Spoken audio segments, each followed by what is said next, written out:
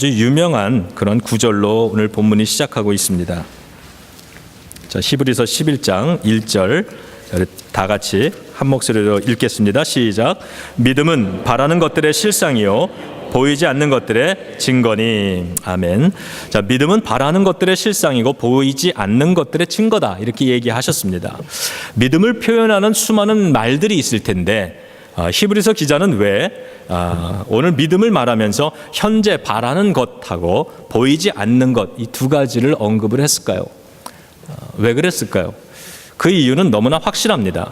그들이 처해 있는 오늘날의 현실은 바라는 대로 되어지지 않고 있고 그들의 미래는 도무지 잘 될 기미가 보이지 않아서 미래를 희망차게 바라보기엔 너무 많은 것들이 어두워서 그래서 믿음을 이야기할 때 이 두 가지를 이야기하는 거죠. 이 모든 것들 때문에 소망 갖기가 참 힘든 현실이기 때문입니다. 그런 그 현실 속에서 잘 될 거야, 하나님 믿으니까 우리 승리할 거야 라고 믿음을 지킨다는 것은 때때로 쉽지 않은 일이었을 겁니다. 아마도 매 순간순간이 수많은 의문과 회의와 낙심과 이 모든 것이 믿음을 도전하는 그러한 일들이었을 것이라 생각을 해봅니다. 믿음은 바랄 수 없는 상황에서 바라는 것이고 꿈꿀 수 없는 상황에서 꿈꾸게 하는 힘인 줄로 믿습니다. 여러분, 우리가 평소에 믿음을 가지고 삽니다. 그런데 사람마다 그 믿음의 크기가 다 다르죠. 우리가 평소에 준비해 놓고 사는 그 믿음의 크기를 가지고 살다가 믿음의 크기가 이만하다라고 한다면요, 어느 날 인생 살아가다가 삶에서 만나는 시련이나 시험이나 도전들 이런 것이 내 믿음의 크기보다 더 덩어리가 크게 다가올 때가 있습니다. 그때가 되면 믿음이 영향을 받고 흔들리는 겁니다. 그러나 우리가 평소에 이 신앙의 크기를 조금 더 크게 만들어 놓는다면 우리가 어지간한 그러한 이 고난의 크기, 인생의 크기는 우리가 이 믿음으로 다 품을 수 있게 되는 것이죠. 평소에 그렇기 때문에 우리가 기회가 있을 때 많은 우리의 믿음을 더욱더 크게 준비해 나는 것은 참 중요한 일입니다.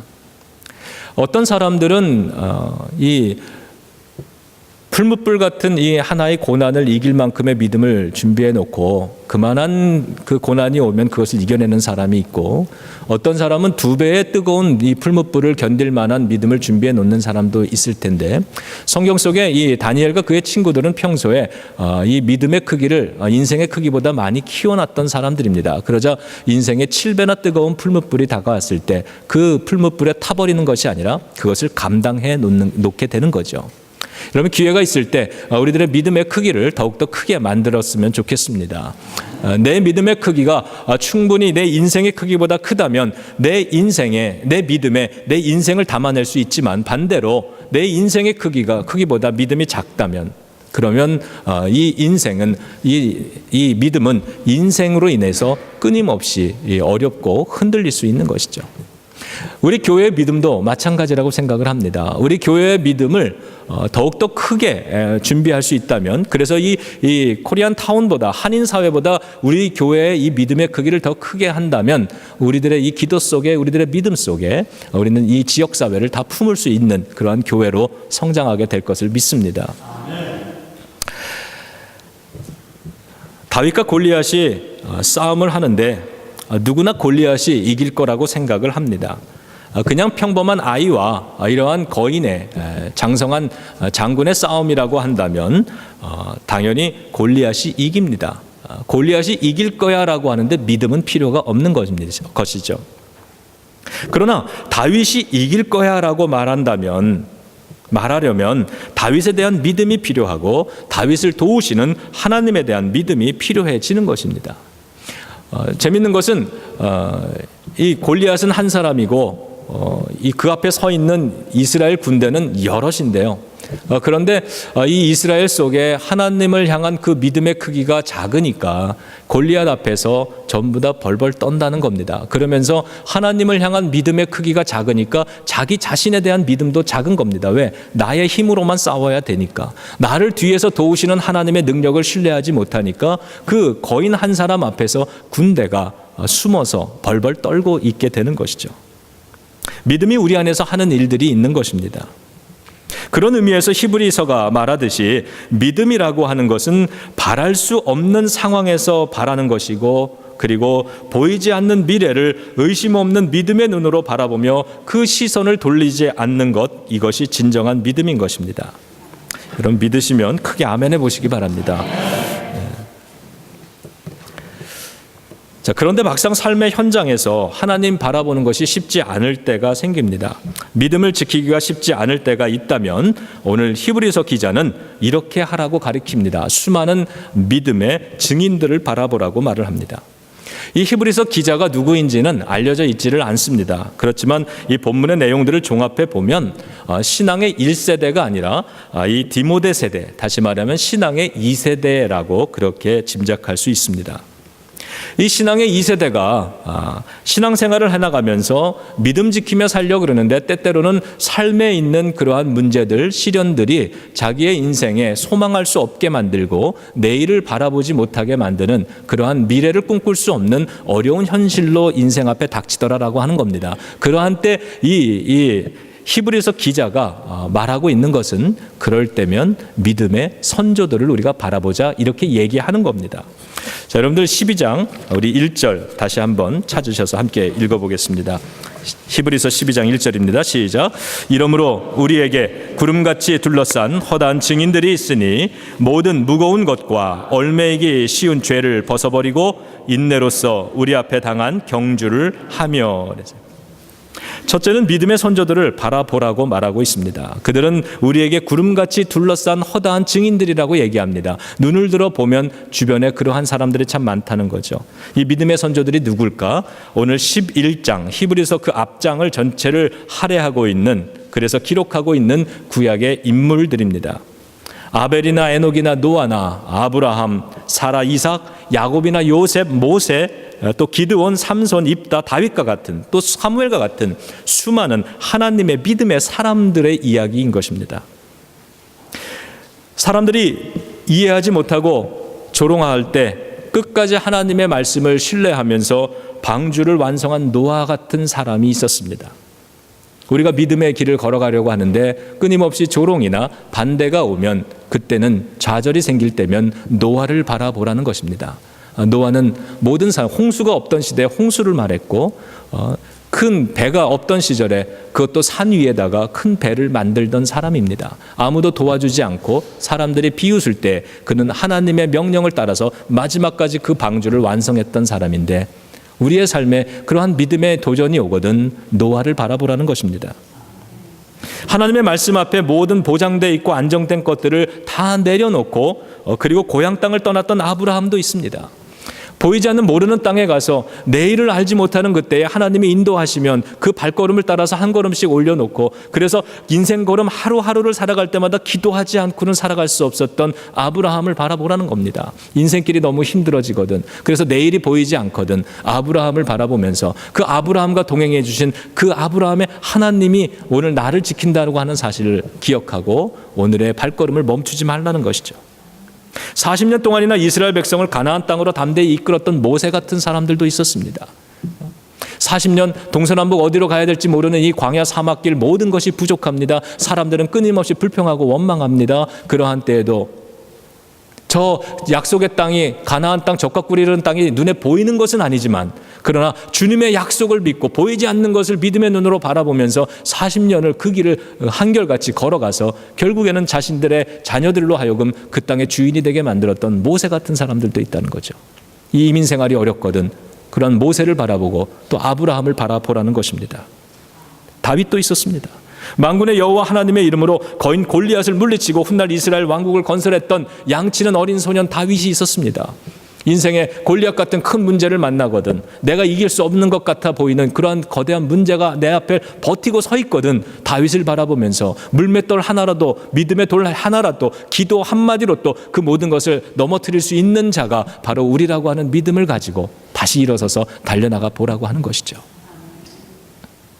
앞에 얘기했던 믿음의 선조들, 그들의 인생에는 왜 두려움이 없겠습니까? 왜 떨리는 것이 없었겠습니까? 그들이라고 왜 보이지 않는 내일에 대한 염려가 없었겠습니까마는 그들의 삶에도 보이는 것이 없었고 소망할 수 없는 때가 있었지만 바라볼 수 없는 상황에서도 그들은 바라봤고 꿈꿀 수 없는 때에도 꿈을 꾸면서 소망할 수 없는 때에 소망을 붙들면서 살아왔던 사람들이다. 무엇 때문에? 하나님이 계시기 때문에.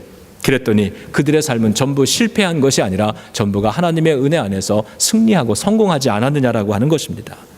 오늘 히브리서 기자는 삶이 흔들리거든 그 믿음의 사람들을 바라보라고 우리들에게 가르쳐 주는 것입니다. 두 번째로는 예수 그리스도를 바라보라라고 합니다. 자, 2절 또 읽습니다. 믿음의 주요 또 온전하게 하시는 이인 예수를 바라보자. 그는 그 앞에 있는 기쁨을 위하여 십자가를 참으사 부끄러움을 개의치 아니하시더니 하나님 보좌 우편에 앉으셨느니라. 아멘. 자, 예수님을 바라보라는 거죠. 예수님은 그 앞에 있는 기쁨을 바라봤습니다. 모든 사랑하는 이 인류를 구원하는 그러한 기쁨을 바라보셨던 것입니다. 그래서 이 십자가의 고통을 참으실 수 있었고 그 십자가의 모든 부끄러움과 수치를 다 견뎌낼 수 있으셨다. 무엇 때문에? 지금은 눈에 보이는 건 십자가의 고난이지만 그러나 눈에 보이지 않는 십자가 이후에 하나님이 이루시는 그 하나님의 구원의 역사를 바라보면서 주님은 기쁨으로 그것을 감당하셨다. 그랬더니 하나님 보좌 우편에 그분이 계시다라고 하는 것이죠. 여러분, 우리가 믿음이 연약한 단계에서는 믿음의 선배들을 따라갑니다. 하나님을 보라고 자꾸 얘기하는데 하나님 아무리 눈을 크게 뜨고 봐도 하나님이 보이지 않던 시절이 있습니다. 그러한 때는 교회에 와서 믿음의 선배들을 통해서 하나님을 배워나가는 것입니다. 바라기는 우리가 비전 600을 이제 선포하면서 달려나가는데 그 600명의 예배자들로 초청되는 사람들 가운데 하나님을 이미 아는 사람도 있지만 하나님을 전혀 모르는 사람들이 찾아올 때 우리 교회를 통해서 저와 여러분들 우리들의 모습을 통해서 하나님을 만날 수 있기를 주님의 이름으로 축원합니다. 그렇게 하나님을 바라보면서 사람들을 바라보면서 믿음을 추스러 나가다가 그러나 그 다음 단계로 이제 신앙의 성숙을 이루면서 이제는 친히 바로 예수 그리스도를 바라보면서 그 주님을 소망하면서 살아갈 수 있는 그런 믿음의 성숙을 만들어 난다는 것이죠. 예수님은 믿음의 주라고 그러셨습니다. 믿음의 주요. 믿음이라는 것은 예수님을 바라볼 때 얻어지는 것이죠. 열리지 않는 현실 아무리 바라봐도 좌절과 실망과 염려만 생기지 믿음은 생기지 않는 것입니다. 그렇기 때문에 눈을 들어서 예수님을 바라보라는 것입니다. 우리를 도우시는 사랑의 주님을 바라보면 믿음을 지킬 수 있고 믿음을 키워나갈 수 있는 것이죠. 그래서 우리들은 어떻게 하는 사람입니까? 우리들 문제가 있을 때, 현실이 어려울 때 그 문제만 계속해서 보면은 믿음이 생기지를 않습니다. 현실이나 질병이나 문제나 고난을 바라보기보다는 우리 성도들은 먼저 능력의 예수님을 바라보는 사람들이죠. 그래서 예수님은 믿음의 주가 되시는 것입니다. 그리고 그러한 사람을 넘어서서 우리가 어릴 때는 교회 학교에서 믿음을 선생님을 통해서 성경의 말씀을 배우지만 성숙하면 어른이 되어가면 성경을 펴서 내가 직접 읽는 겁니다. 그리고 그 안에서 만나지는 하나님의 사랑에 대한 나만의 고백을 세우는 것이고 확신을 붙드는 것이고 그렇게 믿음의 주님을 바라보다가 예수 그리스도를 바라보면서 그렇게 믿음을 온전하게 만들어 나가는, 그래서 주님 앞에 온전한 믿음의 사람으로 성숙한 신앙인으로 서게 되는 것, 그것이 두 번째 단계라고 말을 해주는 것이죠. 히브리서 기자는 이 믿음의 선조를 이야기하면서 모세를 거론했습니다. 여러분, 이 모세의 시대가 있었고 모세 이후에 여호수아 시대가 있었습니다. 모세가 이끌던 그 히브리 사람들을 한번 생각해 보세요. 저는 좀 모태신앙으로 자랐는데 어릴 때는 이 모태신앙인 것이 그렇게 별로 축복이라는 생각을 많이 갖지 못했습니다. 제 기억에도 한번 그 주일 아침에 교회를 안 가고 소위 말하는 땡땡이를 쳤다가 집에 가가지고 아주 무섭게 혼난 적이 있었습니다. 그냥 학교 친구들하고 동네 친구들하고 놀고 싶은데 놀지 못하는 것이 모태신앙이었습니다. 많은 것들이 조금 부담스럽곤 했는데 그러나 철이 들고 나서 생각을 해보니까 모태신앙이 참 좋다는 것을 깨닫습니다. 내가 선택하기 전에, 내가 알기 이전에 기독교 문화, 믿음의 문화라고 하는 것이 나의 생각과 나의 판단력과 나의 행동을 어느 정도 가르쳐 주셨던 거예요. 그래서 배워서 하는 것이 아니라 저절로 습득돼서 어떤 삶의 환경을 만날 때마다 믿음의 자연스러운 그런 반응을 보이면서 살 수 있는 부분들이 좀 있었습니다. 그래서 이 모태신앙은 참 축복인데 저와 여러분들 우리가 이 성인으로서 또 어머니 아버지로서 믿음을 잘 지키면서 그렇게 우리들도 자손들에게 또 손주들에게 모태신앙을 물려줄 수 있는 그런 축복의 조상들이 되기를 주님의 이름으로 축원합니다. 그런데 이스라엘은 그렇지 못했거든요. 이스라엘은 모세가 출애굽시키기 전까지는 450년을 노예 생활을 하던 사람들입니다. 할아버지도 노예였고요. 노예로 태어나서 노예로 살다가 노예로 죽습니다. 그리고 그 아들에게 노예를 물려줍니다. 그러면 그도 노예로 살다가 노예로 죽으면서 자녀에게 노예를 물려줍니다. 모태 노예라는 것이죠. 이 히브리 사람들은 이집트 사람 밑에서 450년의 긴 노예 생활로 인해서 그들의 태도와 습관과 생각, 사고방식과 언어 속에 노예 습성이 아주 강했던 사람들입니다. 그래서 출애굽된 이후에도 그래도 그 이후에 늘 모세의 지도력에 반항하고 불평하고 남 탓하고 어려움을 만나면 늘 포기하고 소리 높여 울던 사람들입니다. 그들이 2년 만에 도착한 가나안 땅 변두리에서는 가나안 땅을 정탐하고 난 다음에 자신들이 여전히 보니까 노예 중에서도 아주 상노예, 메뚜기 같다고 그렇게 자기 스스로를 비하하기도 했던 사람입니다. 그런데 성경을 읽어나가다 보면 하나님께서는 그러한 히브리 백성들을 하나님이 능력으로 붙들어 주십니다. 그래서 450년 만에 그 노예의 사슬을 끊고 그 운명 같은 고리를 끊고 그들은 해방이 되는 겁니다. 그 사슬을 끄는 겁니다. 그리고 홍해바다를 만났을 때 홍해바다가 열리는 기적을 체험했고요. 시내산에서는 하나님께로부터 십계명을 받고 선택받은 민족이 되었습니다. 더 이상 노예가 아니라 우리는 자유인만이 아니라 그걸 넘어서는 하나님의 민족, 하나님의 백성이 됐다고 그렇게 고백할 수 있게 되었습니다. 광야에서 화려한 성막을 만들어서 하나님을 예배했고 매일 아침이면 신비로운 기적의 빵인 만나를 먹으면서 살았습니다. 광야 사막을 지나면서 40년 동안 그 사막길에서 광야길에서 목말라 죽지 않았다라고 하는 것, 물에 고통 없이 살았다라고 하는 것, 하나님이 베풀어 주시는 생수를 마시는 기적을 경험했다는 것이죠. 그들은 그렇게 40년 동안 기적을 체험하면서 약속의 땅을 향해서 전진했습니다. 이 모세의 세대를 이민 1세대라고 불러본다면 그 뒤를 이은 여호수아 세대는 이민 2세대가 됩니다.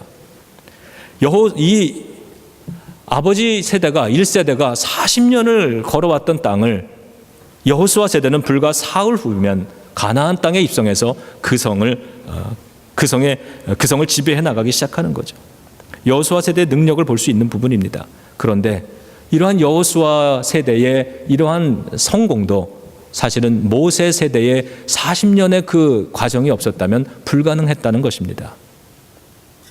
여호수아가 모세의 자리에만 머물러 있었다면, 그래서 그냥 모세 세대가 하던 대로만 하겠어 이랬다면 아마 어쩌면 가나안은 한참 후에 또 40년이 필요했을지 모릅니다만, 그러나 여호수아는 모세의 자리에만 머물러 있는 것이 아니라 그것을 한 단계 발전시켜 나갔습니다.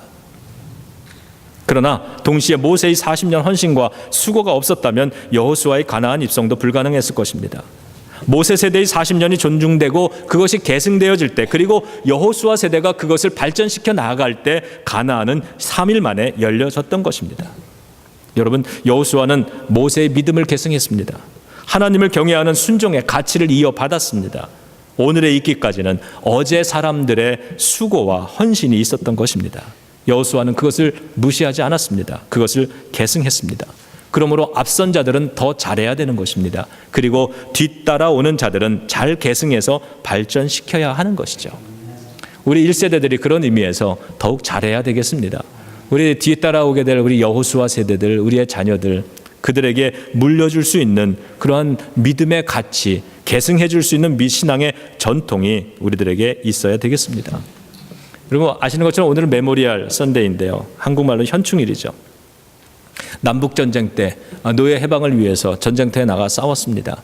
이 나라가 기독교 신앙의 기초 위에서 하나님의 평등, 사랑, 그러한 자유, 이러한 고결한 가치가 있었기 때문에 그 가치를 지키기 위해서 남을 위해서, 노예를 위해서 기꺼이 전쟁터로 수많은 사람들이 나가서 싸우다가 죽어갔던 그러한 역사를 기억합니다.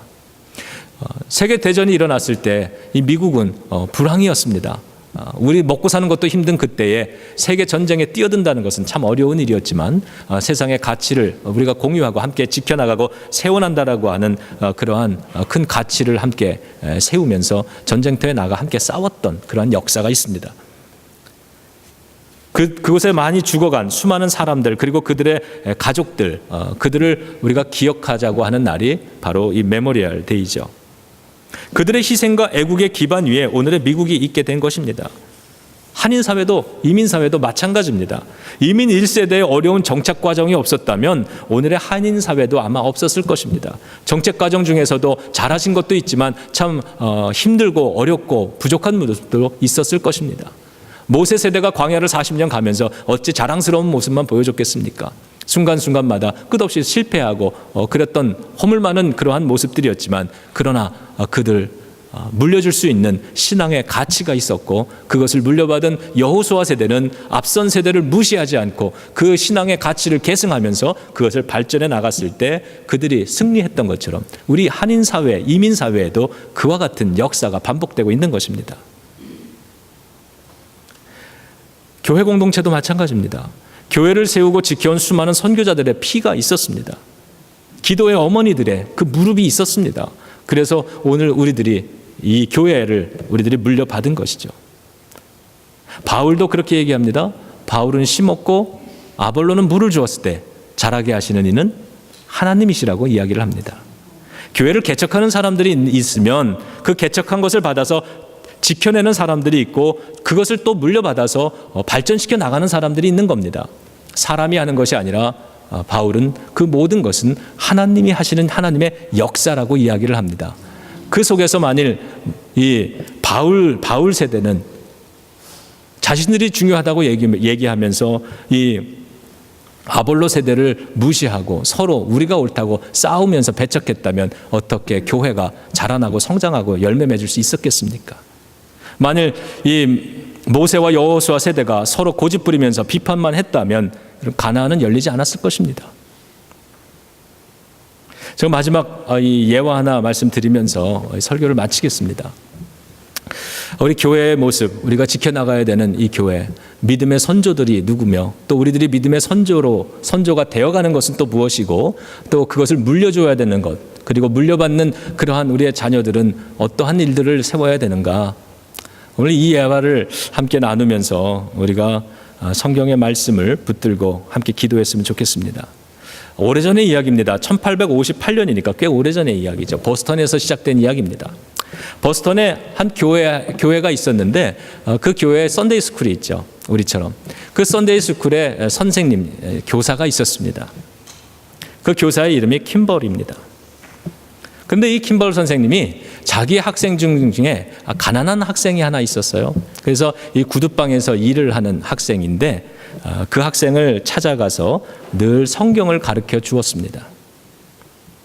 구두방에서 가난하게 자라는 이 학생, 정말 오늘 히브리서 기자가 말하는 것처럼 소망할 수 없고 꿈꿀 수 없고 내일을 바라볼 수 없는 그러한 인생처럼 보입니다만, 이 교회 학교 선생님은 그의 속에 소망이 보이지 않고 이 내일이 장래가 보이지 않는 그때에 이 주님의 이 성경 말씀을 가지고 그의 삶 속에 역사하시는 하나님의 은혜를 따라서 그의 삶에 보이지 않는 부분을 믿음으로 보면서 성경을 가르쳤던 거죠.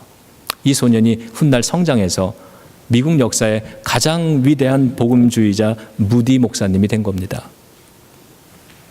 21년이 지났습니다. 이 무디 목사님이 런던을 방문합니다. 그곳에서 큰 전도 집회를 엽니다. 거기에 수많은 사람들이 참석을 합니다. 그 참석한 사람 중에 메이어라고 하는 사람이 하나 있었는데 그가 그 전도 집회에서 예수님을 영접합니다. 크리스천이 된 거죠. 그리고는 나중에 목사가 됐습니다. 목사가 된 메이어는 다시 미국에 가서 그 사람도 미국에서 설교를 했습니다. 그런데 그때 그 설교를 들은 사람 가운데 체프먼이라고 하는 사람이 회심을 했습니다. 그런데 이 체프먼은 YMCA에서 일을 했는데 그 YMCA에서 관계되어 있던 야구 선수였던 빌리 선데이라고 하는 사람에게 성경을 가르쳤습니다. 이 빌리 선데이가 훗날에 복음 전도자가 됐습니다. 그는 큰 집회를 열었습니다. 샬롯에서 큰 집회를 열고는요, 이 함이라고 하는 사람을 강사로 초청을 했어요. 그래서 3주간 동안 집회를 엽니다. 여러분, 지금 우리들은 뭐 이 부흥회 한다 그러면 뭐 한 3일 이렇게 하지만요, 원래 이 미국의 이 복음주의의 전통은 이 부흥회를 하면은 큰 텐트 천막 같은 거를 쳐놓고 한 달씩 2달씩 했던 그러한 전통이 있습니다.